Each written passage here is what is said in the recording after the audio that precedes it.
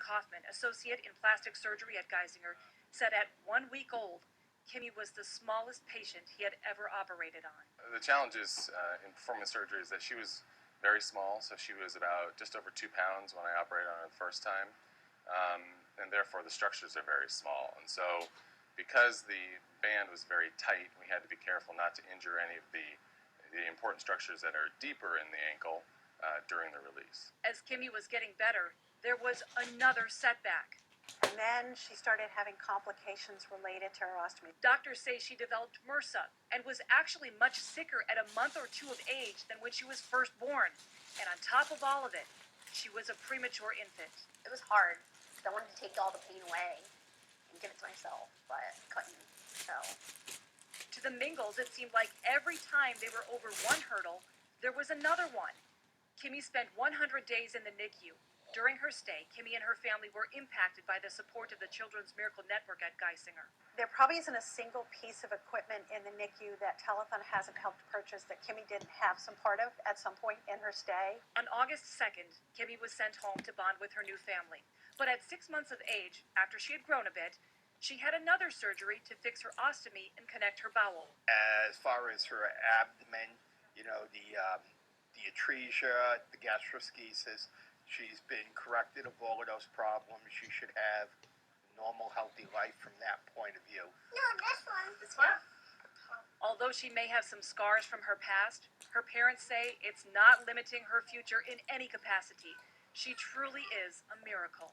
Heart beats fast, colors and promises.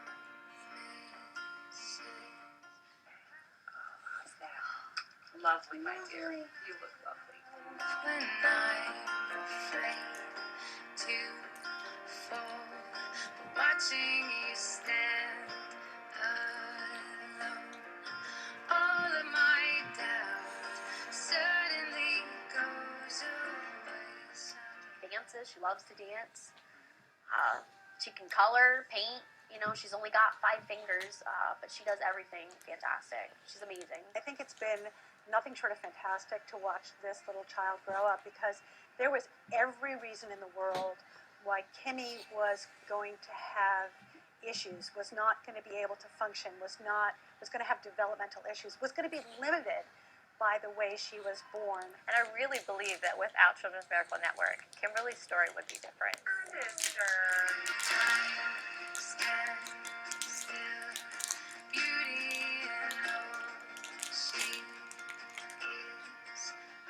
And here she is today, the most precious thing ever, Kimberly Mingle. And oh, Kimmie, I'm so honored to be able to tell her story and your story, because she's been through so much in just 4 short years of her life, and scary for you too, Mom, Ashley, as this was your first pregnancy. Yes, it was, and like I've said before, it's just amazing to see her overcome not just one thing, but 2 things. And I definitely wouldn't have gotten through it without all the support I've had here at the hospital, and definitely my mom. I'm going to say hi to my mom and my stepdad, because they've all supported me through everything. So, and especially the wonderful people I have next to me. Right, and that we want to talk about that too, because Children's Miracle Network helps in this area here. Excuse me real quickly. Mindy Lewis, Program Manager of the Center of Prenatal Pediatrics. You're essential, and you're the hand holder, so to speak, through when the news isn't so great. Right. So the Center for Prenatal Pediatrics provides care coordination, support, and education for our families at the time of their prenatal diagnosis. So I've had the pleasure to know Ashley from when Kimmie was very, very small and she was just being carried in her mom's belly. And watching her grow and overcome such challenges has been such a blessing. She's truly a miracle because of her parents and how they stuck behind her and really persevered through all of the struggles. You see her today. Were you expecting this when you first learned of Kimmie and her story and the journey you went through, and now you see her here today? She's just absolutely beautiful, and I can't wait to see what she turns out to be as she gets older. What do you want to say to the folks who maybe don't understand where their Children's Miracle Network dollars go and how it helps your program? So we've been very blessed in our program to be staffed by the Children's Miracle Network dollars that you've donated, and they provided my position once upon a time. They're recently are funding another social worker for our program, and they've also funded chaplains and other great programming opportunities that we've been able to provide to families. And that's huge as the parents are going through difficult times here in the hospital, to have someone who can help guide you through and be like that friend, so to speak, who understands. Right, absolutely. We never can truly understand, but we can put a big toe in their shoe, and I think that's really key. You know, I've learned what I know in my position because of families like Kimmie's family. They're truly a blessing. Dr. Scorpio, let's bring you in here. How rare was Kimmie's condition? Well, she had 3 different problems, and each one by itself would be about 1 in every 5,000 births. But when you add all 3 together, then it becomes even more unusual. What were your thoughts when you first, when Kimmie was first diagnosed? Like, plan of action, this is what we're doing? Well, initially, it was fairly straightforward. It was gastroschisis, and we thought that would be, fairly routine. You go in, you take care of the problem. But then at the time of the initial surgery, she had the atresia, so that made it more difficult. And then subsequently, she developed a necrotizing enterocolitis, and that made it even more difficult. And then she had problems with her ostomy. But fortunately, through perseverance on her part, her mom's part, and everything, she got through it all. And your part too, I would think, a little bit. Oh, a little bit. Well, thank you very much. All right, let's go back over to Kimmie and Ashley here. Miss Kimmie, how you doing today? Are you good? We're getting shy all of a sudden. Tell me what you did upstairs, because you have the most beautiful face painting. Good. Yeah. What do you have in your hand here? Show us. A bouncy thing. A little slinky. A little slinky. Now, do you remember that day back in your bedroom and you were showing me all your dolls and your toys and we dressed up like Anna? Yeah. Remember that? We put pretty earrings on. Do you think maybe we could one day dress up like Elsa? Yeah. Let me see if I can hook you up here, my dear. Because I know that you like princesses. I love princesses too, and you look like a princess today. So we have a special little gift for you for letting us share your story. Look at that. Look at it. Take it out. Go ahead, rip into it, my love. Let's see. I think it's right here. There it is. Oh, it's an Elsa costume, Kimmie. Do you like it? Yeah. Oh my goodness. Thank you. You're welcome. I know that you'll have a lot of fun dressing up with your sister and maybe your brother. Yeah.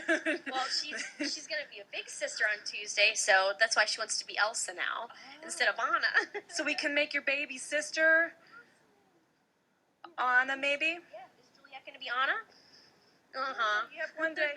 Well, listen, thank you so much for letting us share your story, and we're so happy that Kimmie is here, thriving. So, folks at home, if you were inspired a little bit by Kimmie's story, if you know the Mingles, if you live in the Bloomsburg area, 1-800-322-5437, pick up the phone, make that call. You guys, you had a lot of community support, so let's keep that support going.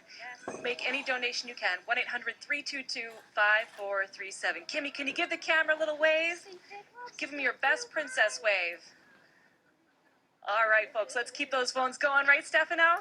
Right, absolutely adorable. And we want to hear the phones ringing. They've been quiet for a little bit, so let's get them ringing again. Remember, the number 1-800-322-KIDS. That's 5437 on the dial pad. So we want to hear the phones ringing. Remember, miracles like this happen every day, and you can be a part of that. Whether it's $1, $5, if you can do 20 to 40 to 50, even more than that, it's great. And you can always do the 12 by 12. We talk about it. You guys, it's been quiet over here, right? You want to hear your phones ring, get a little bit excited.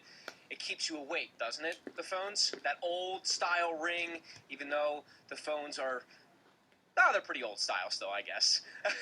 Everybody has their cell phone on them all the time, so you just pick up that phone right now as you're sitting there, maybe having lunch, maybe getting ready for an early dinner to go out with the rain coming through too. Everybody's probably inside. So just pick up that phone. Remember the number 1-800-322-KIDS, and you're helping out in so many ways, making things so much easier for not just the kids that are coming in for treatment, but the families that are also coming in as well. It's helping them out in getting used to being in the building. It's getting them the care that they need, that they know when they're leaving this building, that the children, that their kids are, thank you for that phone call, are in good hands, and that they're getting the proper care that they truly need. And that, thank you for that call. We're all the way down here now. So now we have the special phone, the kids come first phone, all the way down the line. Let's go ahead and do this in the next couple of minutes. We have one more phone call, and then we're just going to keep going all the way down the line here. 1-800-322-KIDS.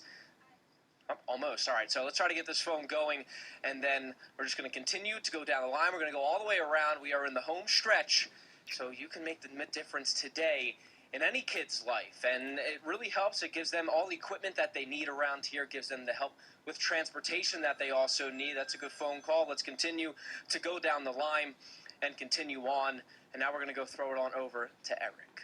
No, I think you get those phones ringing because everybody's staying inside because it's raining outside, so we got to get you on more. But anyway, while